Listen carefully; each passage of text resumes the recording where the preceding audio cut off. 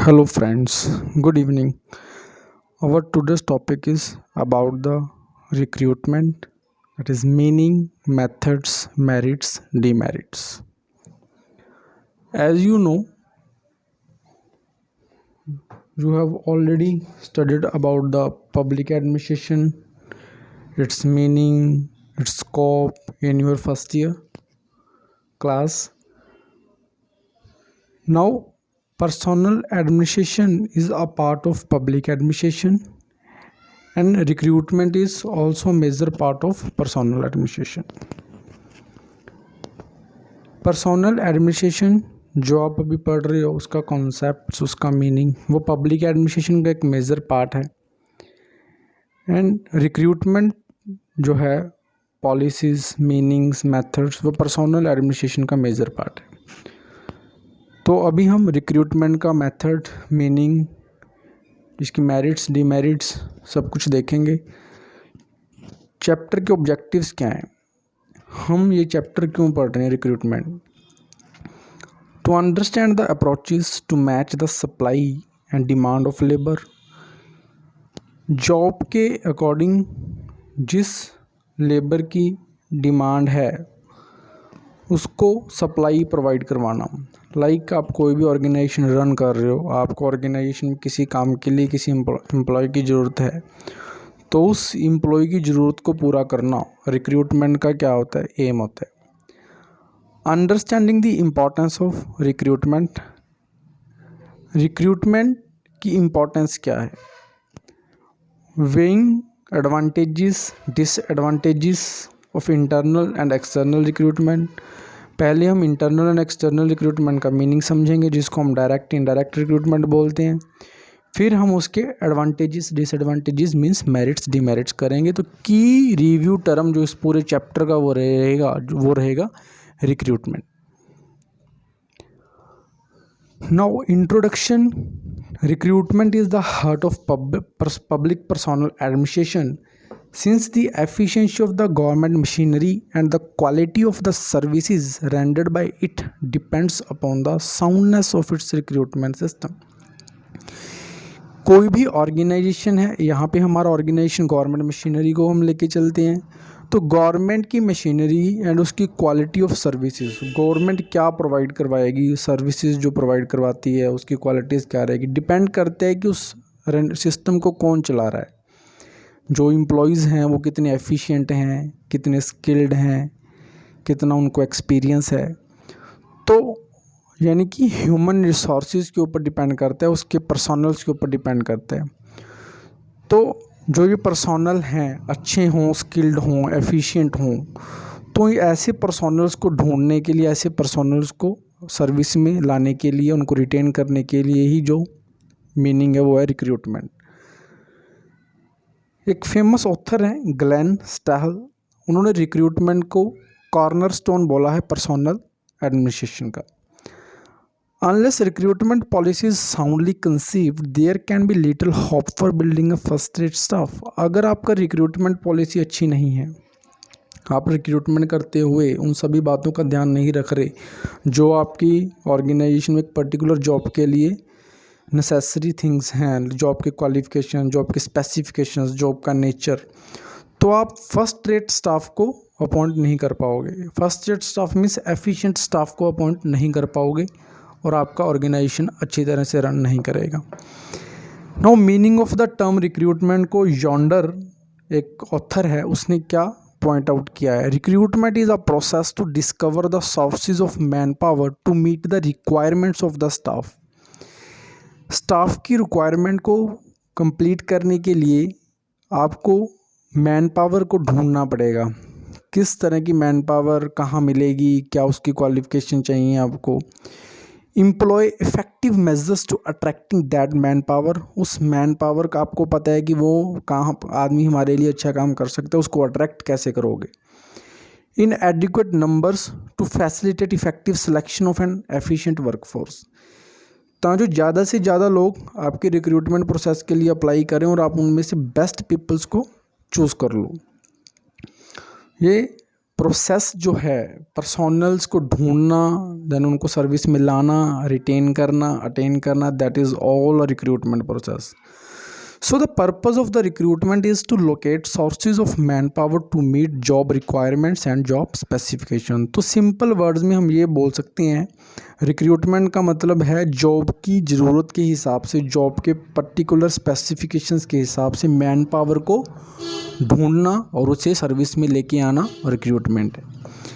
Recruitment is however commonly understood as a selection of candidates for the vacant post. ज़्यादातर हम recruitment उस चीज़ को मानते हैं जहाँ पे कोई वैकेंसी खाली है उसको फिल करने के लिए जो प्रोसेस है वो रिक्रूटमेंट है. But actually recruitment is an integral part of the wider process of selection. But जो रिक्रूटमेंट है वो एक पूरी की पूरी सिलेक्शन प्रोसेस का एक छोटा सा पार्ट होता है, which includes the process of examination, interviews, certifications. Recruitment के बाद बहुत कुछ होता है, ठीक है, जो सिलेक्शन का पार्ट बनता है. तो steps in a recruitment as you can see on your screens, ये कुछ स्टेप्स हैं. टोटल यहाँ पे 9 स्टेप्स गिवन किए हुए हैं और स्टार्टिंग होता है हमारा ऑर्गेनाइजेशनल गोल से. रिक्रूटमेंट प्रोसेस स्टार्ट करने से पहले आपको आपके ऑर्गेनाइजेशन गोल के बारे में क्लियर होना चाहिए. आप जिस ऑर्गेनाइजेशन के लिए, जिस जॉब के लिए एम्प्लॉयज़ को रिक्रूट करना चाहते हो उसका एम क्या है, वो गोल क्या है. लाइक एजुकेशनल इंस्टीट्यूशन हैं, कॉलेजेस हैं, यूनिवर्सिटीज़ हैं, उनका मेन एम है एजुकेशन प्रोवाइड करवाना. देन पर्सोनल पॉलिसीज़, तो उस गोल के हिसाब से आपके जो पर्सोनल्स हैं वो कैसे होने चाहिए. लाइक अगर आपने टीचर्स की रिक्रूटमेंट करनी है तो उनके क्वालिफ़िकेशंस क्या होना चाहिए, एकेडमिक रिकॉर्ड देखना है कि नहीं देखना, उनकी लैंग्वेज, उनकी स्किल्स, तो ये पर्सोनल पॉलिसीज़ का पार्ट होती हैं. Plan and develop recruitment policies and procedures. फिर पर्सोनल पॉलिसीज़ को कन्वर्ट करके प्रोसीजर्स बनाना, ठीक है, प्लान करना कि हम कैसे रिक्रूटमेंट को करेंगे. उसके लिए आपको एक पर्टिकुलर टीचर की जॉब की रिक्वेजिशंस पता होनी चाहिए, ठीक है. उसको पूरा एनालिसिस करोगे कि टीचर में खूबी क्या क्या होनी चाहिए, उसका टेम्पर, लाइक वो जब आप इंटरव्यू कंडक्ट करोगे कि टीचर का टेम्पर देखना पड़ेगा कि वो बच्चों को कैसे हैंडल कर पाता है. तो बहुत सारी थिंग्स होती हैं, डिपेंड करती है ऑर्गेनाइजेशन टू ऑर्गेनाइजेशन क्या देखना चाहते हैं. Designing of application form. Then जब आपको पता चल गया कि हमें किस टाइप का एम्प्लॉय सेलेक्ट करना है या चूज़ करना है as per your requirements, as per your needs, then आप एक एप्लीकेशन फॉर्म डिज़ाइन करोगे जिसको फिर आप एडवर्टाइज़ करोगे. एप्लीकेशन फॉर्म में आप सभी जो आपके रिक्वायरमेंट्स हैं वो आप पब्लिश करोगे, यानी कि एडवर्टाइज़ करोगे. उस एडवर्टाइज को देखते हुए जो पर्सन्स इंटरेस्टेड होंगे वो एप्लीकेशन फाइल करेंगे. आपकी ऑर्गेनाइजेशन का काम क्या होगा, उन एप्लीकेशंस को स्क्रूटनाइज करना कि किस पर्सन ने अकॉर्डिंग टू एप्लीकेशन फाइल किया हुआ है, यानी कि उसकी जो एप्लीकेशन है एज़ पर द एडवर्टाइजमेंट आई हुई है.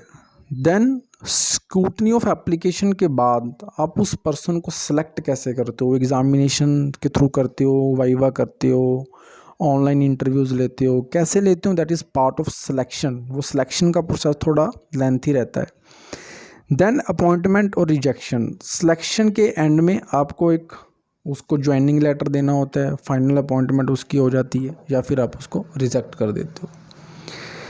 रिक्रूटमेंट जब भी होती है उसके 2 टाइप के कनोटेशंस होते हैं, यहाँ पे टाइप्स लिखा हुआ है, negative and positive. It has negative and positive connotations. Negatively it aims at eliminate the unqualified and those not suitable for the posts in the service. Negative sense में आप ये बोल सकते हो कि रिक्रूटमेंट क्या करता है, रिक्रूटमेंट उन बंदों को बाहर निकाल देता है जो उसके सूटेबल नहीं हैं. बट इसका ये मतलब नहीं होता कि वो बेस्ट कैंडिडेट सेलेक्ट कर पा रहा है, वो सिर्फ उनको बाहर निकाल रहा है जो बिल्कुल भी सूटेबल नहीं कर पा रहे. ये नेगेटिव कनोटेशन है इसकी. इट एलिमिनेट्स पॉलिटिकल इन्फ्लुएंस, मतलब कि कोई भी राजनीति नहीं हो रही, फेवरेटिज्म नहीं हो रहा. आप किसी अपने फेवर पर्सन को रिक्रूट नहीं कर पाओगे जब आप अच्छी रिक्रूटमेंट पॉलिसी डिज़ाइन कर रहे हो. Keep the Rascals out. जो रास्कल्स हैं मतलब जिन्हें कुछ नहीं आता और किसी काम के नहीं है, वो रिक्रूटमेंट के प्रोसेस होने से बाहर हो जाते हैं। लेकिन पॉजिटिवली अगर हम बात करें तो रिक्रूटमेंट का मकसद रास्कल्स को बाहर रखना ही नहीं होता।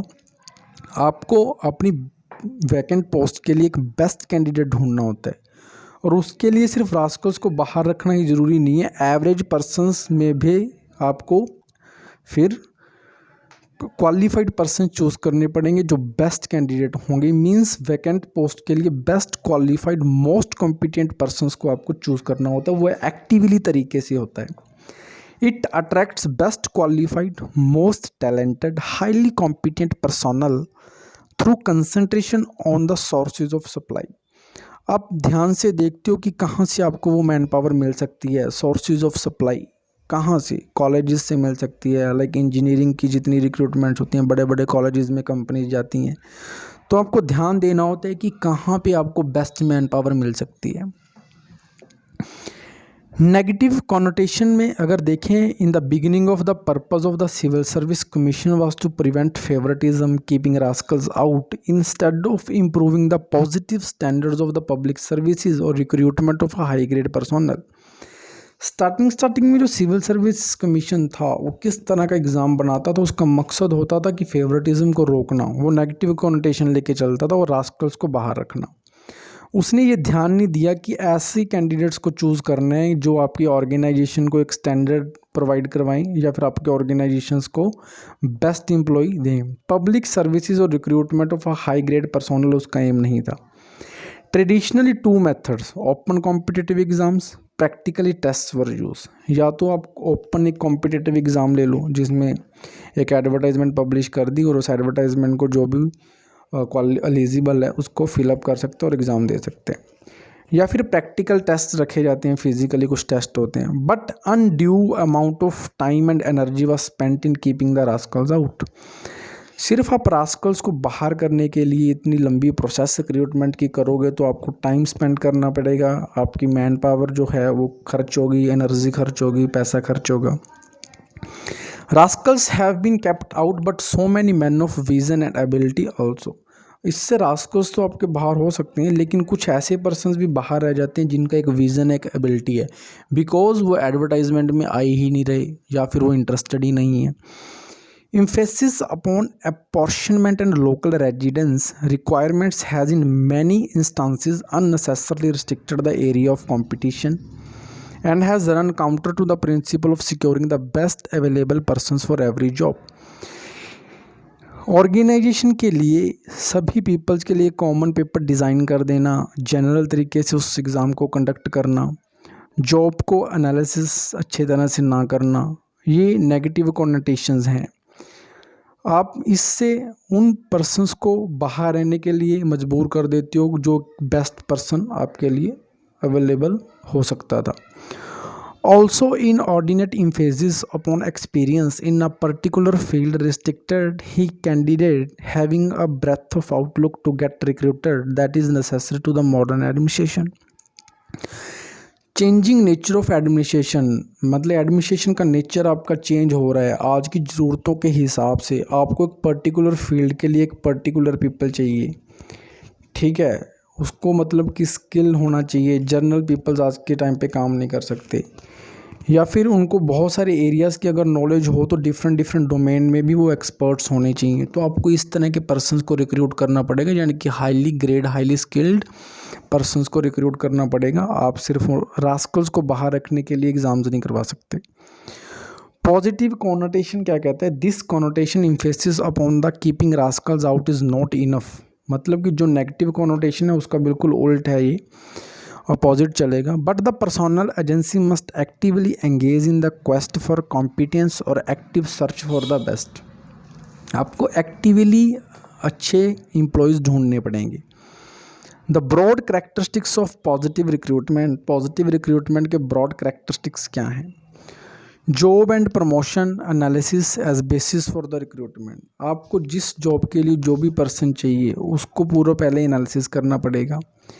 देन आपको प्रमोशन के बारे में भी एनालिसिस करना पड़ेगा कि एक पर्सन एक जॉब में एक लेवल पे आया था, उसने वो चीज़ अगर अचीव कर ली है और उसके बाद उसको प्रमोशन चाहिए जहाँ पे उसको न्यू रोल्स न्यू रिस्पॉन्सिबिलिटीज़ दी जाएंगी, ये सब कुछ आपको पहले एनालाइज करना पड़ेगा और एक पूरा प्लान्ड रिक्रूटमेंट करनी पड़ेगी। उस रिक्रूटमेंट में आपको प्रमोशन पॉलिसीज़ के बारे में भी डिफाइन करना पड़ेगा।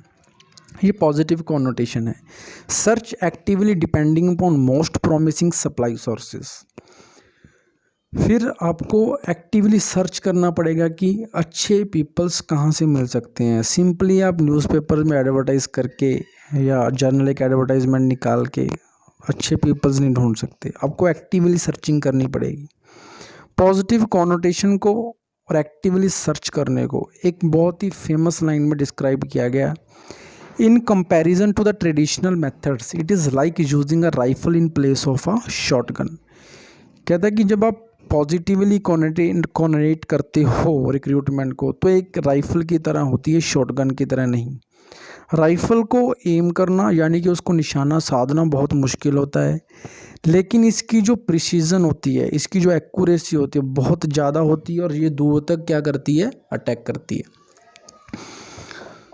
तो रिक्रूटमेंट जो है वो पॉजिटिव तरीके से होनी चाहिए। एक्टिवली सर्च करना पड़ेगा आपको एम्प्लॉयज़ को, बिकॉज इसी मैन पावर के ऊपर आपकी पूरी की पूरी ऑर्गेनाइजेशंस की एफिशिएंसी डिपेंड करती है। There are two sources of recruitment, one from within, other is outside the organisation. अब हम मेथड्स देखते हैं। दो तरह के मेथड्स हैं, इनडायरेक्ट, डायरेक्ट बोलते हैं, इंटरनल, आउटसाइड बोलते हैं। The first one is called as promotion, second one is recruitment in the literal sense. जो recruitment actually within the organisations होती हैं, मान लो पहले वो रिक्रूट तो हुआ ही हुआ है पर्सन उस ऑर्गेनाइजेशन में, अगर वहाँ पे उसके एग्ज़ाम लिए जा रहे हैं तो इसका मतलब ये है कि उसकी प्रमोशन हो रही है। उसको अगर रिक्रूट किया जाएगा इंटरनली तो उसकी पोजीशन चेंज हो रही है। जो आउटसाइड द ऑर्गेनाइजेशन होता है वो रियल रिक्रूटमेंट होती है, क्योंकि वो फर्स्ट टाइम आपको क्या करते हैं, ऑर्गेनाइजेशन का पार्ट बनाते हैं। Internal recruitment is also called as indirect recruitment and outside recruitment is also called as direct recruitment. There are some merits, demerits of both types of the recruitment ways. Let us discuss here. दोनों type की जो recruitment methods हैं उनके अपने कुछ merits demerits हैं, तो हम वन बाय वन उसको डिस्कस करेंगे। तो इंटरनल रिक्रूटमेंट या फिर इनडायरेक्ट रिक्रूटमेंट, पहले हम इसकी मेरिट्स डीमेरिट्स दोनों साथ साथ में ही देखेंगे। पहले मेरिट्स देन डीमेरिट्स। अगर आप इंटरनली रिक्रूटमेंट पॉलिसी को अपनाते हो, मेथड को अपनाते हो, तो आपको क्या मेरिट्स हैं? Improves the morale of the employee as they assured that they would be preferred over outsiders when vacancies occur. ये बोल रहे हैं कि इससे आपके जो पहले के एम्प्लॉयज़ हैं, आपके ऑर्गेनाइजेशन के लिए काम कर रहे हैं, उनके अंदर एक मोरल बूस्टअप होता है कि अगर हम इस ऑर्गेनाइजेशन के लिए अच्छा काम करेंगे और जब भी इस ऑर्गेनाइजेशन में कोई वैकेंसीज हायर लेवल पे या प्रमोशन के लिए क्रिएट होगी तो ये बाहर से डायरेक्ट रिक्रूट करके उस पोस्ट के ऊपर किसी भी एम्प्लॉय को नहीं लेके आएंगे, ये इंटरनली रिक्रूट करेंगे। तो आप अच्छे से काम करोगे, डेडिकेट काम करोगे, ठीक है, आप अपने स्किल्स को इम्प्रूव करने की कोशिश करोगे। तो ये एक मेरिट है कि आप खुद अपने आप को इम्प्रूव करते रहोगे। Employer is in a better position to evaluate those permanently employed than outsiders as a record of progress, experience, service of its employees maintain. Employer को क्या बेनिफिट होगा इंटरनली रिक्रूट करने से? एम्प्लॉयर को बेटर पता होता है जो उसके इंटरनली एम्प्लॉयज़ होते हैं, जो पहले उसके लिए काम कर रहे होते हैं, जो कर चुके होते हैं, उनके बारे में प्रोग्रेस उनका कैसा रहा, एटीट्यूड कैसा है, एक्सपीरियंस कैसा है, टेम्पर कैसा है, स्किल्स कैसी हैं। जबकि उसको जो नया एम्प्लॉई है अगर वो डायरेक्ट रिक्रूट करें उसके बारे में उसको ज़्यादा बेटर नहीं पता होता, तो वो अप्रेजल अच्छा कर सकते हैं। Next, it promotes loyalty among employees, for it gives them a sense of job security, opportunities of advancement. ये पहले पॉइंट को ही मैच कर रहा है कि अगर जॉब सिक्योरिटी आपको हो जाएगी कि हम इंटरनली आप रिक्रूट हो सकते हैं, प्रमोट हो सकते हैं और आपको अपॉर्चुनिटीज़ मिलेंगी एडवांसमेंट की, आपकी इंडिविजुअल एडवांसमेंट भी हो रही है, और ऑर्गेनाइजेशन में भी आपका स्किल इम्प्रूव हो रहा है, आपका स्टेटस इम्प्रूव हो रहा है, पावर्स आ रही हैं, तो आप जो ऑर्गेनाइजेशन है उसके लिए लॉयल रहोगे।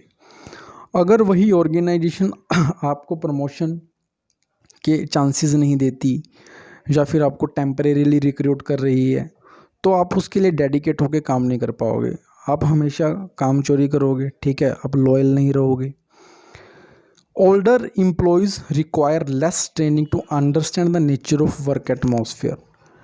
एक ऑर्गेनाइजेशन को समझने के लिए जो नए एम्प्लॉयज़ हैं उनको थोड़ा टाइम लगता है, उसका वर्क कल्चर क्या है, वहाँ के एथिक्स क्या हैं, वहाँ का हायरार्किकल ऑर्डर क्या है। लेकिन जो ओल्डर एम्प्लॉयज़ होते हैं, वहाँ के जो फॉर्मल इनफॉर्मल लिंक्स होते हैं उनको बेटर पता होता है, तो ईज़िली ट्रेनिंग, थोड़ी बहुत ट्रेनिंग की ज़रूरत पड़ती है उनको नए रोल के लिए, और वो ईज़िली अडाप्टेबल हो जाते हैं, गेट थ्रू हो जाते हैं। They are tried people therefore can be relied upon. वो पहले भी आपके ऑर्गेनाइजेशन के लिए काम कर चुके होते हैं, तो इसका मीन्स आप उनको पहले ट्राई कर चुके हो, तो जो एम्प्लॉयर है उनके ऊपर भरोसा कर सकते हैं, रिलाई कर सकते हैं। It is less costly than direct recruitment. Direct recruitment costly होती है, आपको एडवर्टाइजमेंट्स करनी है, दोबारा से पॉलिसीज डिज़ाइन करनी है, फिर आप एप्लीकेशन को स्क्रूटनाइज करोगे, तो आपका बहुत टाइम चला जाता है, एग्ज़ाम्स कंडक्ट करवाने हैं, तो ये कॉस्ट कंज्यूमिंग होता है थोड़ा। This method reduces the burden of the recruiting agency to a greater extent. अगर आपको बिल्कुल न्यू स्टेप उठाना है रिक्रूटमेंट करने के लिए, तो जो रिक्रूटिंग एजेंसी होती है उसके ऊपर काफ़ी बर्डन होता है, क्योंकि उसको सारा प्रोसेस बहुत स्टार्टिंग से करना पड़ता है, और प्रोसेसेस क्या हैं वो हमने प्रीवियस स्लाइड में देखा हुआ है, 9 स्टेप्स थे जो।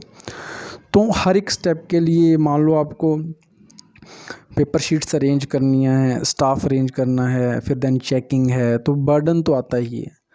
Through this method hard work, efficiency and experience of the employees is utilise for the good of the organisation. Indirect recruit करने से आपके जो एम्प्लॉयज़ हैं उनकी हार्ड वर्किंग और उनके एक्सपीरियंस को आप यूज़ कर सकते हो, उनकी जो एफिशिएंट वर्किंग्स है उनको आप यूज़ कर सकते हो। नाउ हम डीमेरिट्स देखते हैं।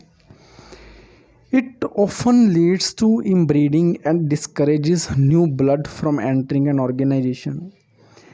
अगर इसके कुछ मेरिट्स हैं तो डिमेरिट्स भी हैं। ये क्या बोल रहा है पहले ही पॉइंट में कि जो न्यू ब्लड है, मान लो ऑर्गेनाइजेशन का नेचर चेंज हो चुका है, उसको न्यू सर्विसेज प्रोवाइड करवानी है, तो नई तरीके से ही काम करना पड़ेगा।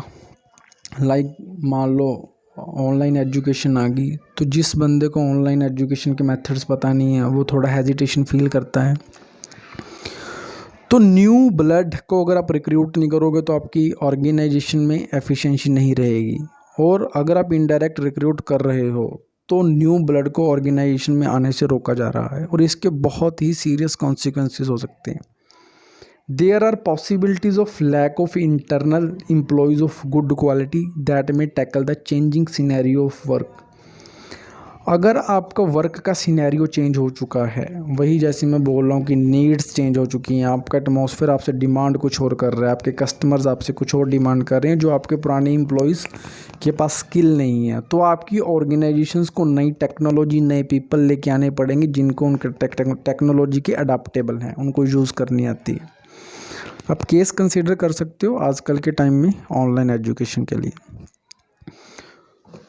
तो चेंजिंग सिनेरियो के हिसाब से आपको न्यू ब्लड को लेके आना पड़ेगा। As promotion is based on seniority, danger is that is really capable hands may not be chosen. Now आपने हायरार्की का कॉन्सेप्ट आपके फर्स्ट ईयर में पढ़ा था। हायरार्की जब भी होती है तो टॉप लेवल के ऊपर पोजीशंस बहुत कम होती हैं, तो कितने एम्प्लॉयज़ को प्रमोशन मिल सकती है, सभी को तो पॉसिबल नहीं है। तो प्रमोशन जो होती है वो सीनियरिटी के हिसाब से होती है, जिसने पहले ज्वाइन किया, जितना उसकी एज है, सीनियर है, तो उसके हिसाब से प्रमोशन होगा। लेकिन जो डिज़र्विंग कैंडिडेट होगा, हो सकता है उसको प्रमोशन का चांस ही ना मिले, हो सकता है वो हायर रैंक पर जाए ही ना। तो इंटरनल जो रिक्रूटमेंट होती है वहाँ पे सीनियरिटी जो है वो अदर पीपल के लिए प्रमोशन को रोक सकती है। तो यहाँ पे ये डीमेरिट बहुत ही बड़ी डीमेरिट है। The source of supply is narrow restricted. आपका अगर इंटरनली आप चूज़ करना चाहते हो एम्प्लॉयज़ को, तो आपका सोर्स जो नैरो है, मींस आप उसके बाहर किसी और एम्प्लॉयज़ को रिक्रूट कर ही नहीं पाओगे, तो आपके पास चॉइसेस लिमिटेड हो जाती हैं। अगर आप इसको चॉइस की फॉर्म में लिखो तो आपको उन्हीं में से चूज़ करना पड़ेगा, ठीक है, जो फिर आपकी ऑर्गेनाइजेशन के लिए नॉन एफिशिएंट हो सकता है, ठीक है। Young and competitive persons are denied the chance to enter the services. Young peoples हैं जो काबिलियत ज़्यादा रखते हैं, जिनकी कैपेबिलिटीज़ ज़्यादा हैं, लेकिन वो एज में छोटे हैं अभी, ठीक है। और कॉम्पिटिटिव का मतलब होता है कि जिनके पास स्किल हैं, वो कर सकते हैं ऐसा कुछ, मतलब जो भी ऑर्गेनाइजेशन से डिमांड करती है, उन पर्सनस को डिनाई किया जाता है इंटरनल रिक्रूटमेंट के थ्रू। तो there is a chance of conservatism due to entry restriction of new blood. जब नया ब्लड, यंग जनरेशन आएगी ही नहीं, तो ऑर्गेनाइजेशन में कंजर्वेटिविज्म कल्चर प्रिवेल करेगा। वो चेंज नहीं चाहेंगे ऑर्गेनाइजेशन में किसी भी तरीके का। मान लो अगर कोई ऑर्गेनाइजेशन एटमॉस्फेयर के अकॉर्डिंग कुछ पॉलिसीज़ नहीं लेके आना चाहती है, तो जो पुराने एम्प्लॉयज़ हैं उनको ऐसे लगता है कि अभी हमें अब नई चीज़ें सीखनी पड़ेंगी। They should have to learn the new things according to the needs of the atmosphere. तो वो इस चीज़ के लिए थोड़ा हेजिटेटेड होते हैं, ठीक है। तो ये डीमेरिट्स रही हैं इनडायरेक्ट रिक्रूटमेंट की। Now we will study about the direct recruitment, its merits and demerits. Direct recruitment is in accordance with the democratic principles and it affords equal opportunity to all prospective employees। Direct recruitment जो है आपके democratic के principles को क्या करती है, follow करती है, उस पर खरा उतरती है ये। क्योंकि डायरेक्ट रिक्रूटमेंट सभी के लिए एक इक्वल अपॉर्चुनिटी क्रिएट करती है। वो सीनियरिटी, यंग, ऐसा कुछ नहीं देखती। हाँ, मिनिमम एज लिमिट्स होती हैं, लेकिन वो एक रिक्वायरमेंट होती है, वो जनरल तरीके की रिक्वायरमेंट होती है। पार्शियलिटी किसी से नहीं की जाती, डिस्क्रिमिनेशन किसी से नहीं किया जाता। It widen the ambit of selection, so make it possible to tap a good human resource।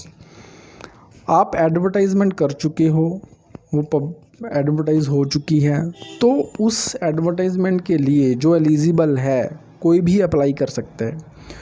तो आपको अपने एम्प्लॉय को चूज़ करने के लिए एक बहुत बड़ा सोर्स मिल गया है। मतलब बहुत सारे पीपल्स अप्लाई करेंगे, जैसे आप देखते ही हो, मान लो 100 वैकेंसीज़ हैं, अप्लाई करने वाले लाख लोग हैं, 1.5 लाख लोग हैं। तो एक वाइड सोर्स आपको मिलता है जहाँ से आपको चूज़ करना होता है, और आप गुड ह्यूमन रिसोर्सेज को चूज़ कर सकते हो। Direct recruitment infuse new blood into the system by their fresh perspective, new ideas, approaches.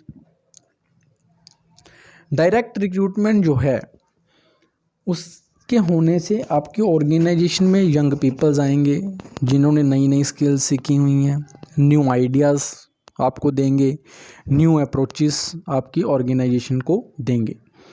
तो ये आपकी ऑर्गेनाइजेशन के लिए बेटर है, बिकॉज अगर आपकी ऑर्गेनाइजेशन को कोप अप करना है according to changing atmosphere, changing needs, demands of the customer, तो आपको अपनी पॉलिसीज़ चेंज करती रहनी पड़ेंगी। आपको मतलब कि लोगों की डिमांड के हिसाब से खरा उतरना पड़ेगा।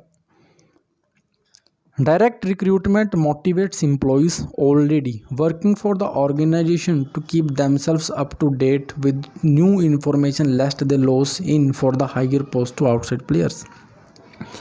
डायरेक्ट रिक्रूटमेंट जो है, जो आपके पहले के एम्प्लॉयज़ हैं उनके मन में थोड़ा डर पैदा करती है, उनको फोर्स करती है कि वो अप टू डेट रहें, अपनी स्किल्स को इम्प्रूव करते रहें, वरना वो डायरेक्ट रिक्रूटमेंट के जो नए पीपल आएंगे, यंग पीपल्स आएंगे, उनको लॉस कर जाएंगे। मतलब कि वो आपकी पोजीशन को गेन कर लेंगे और आपको जो ऑर्गेनाइजेशन है वो हटा देगी, निकाल देगी।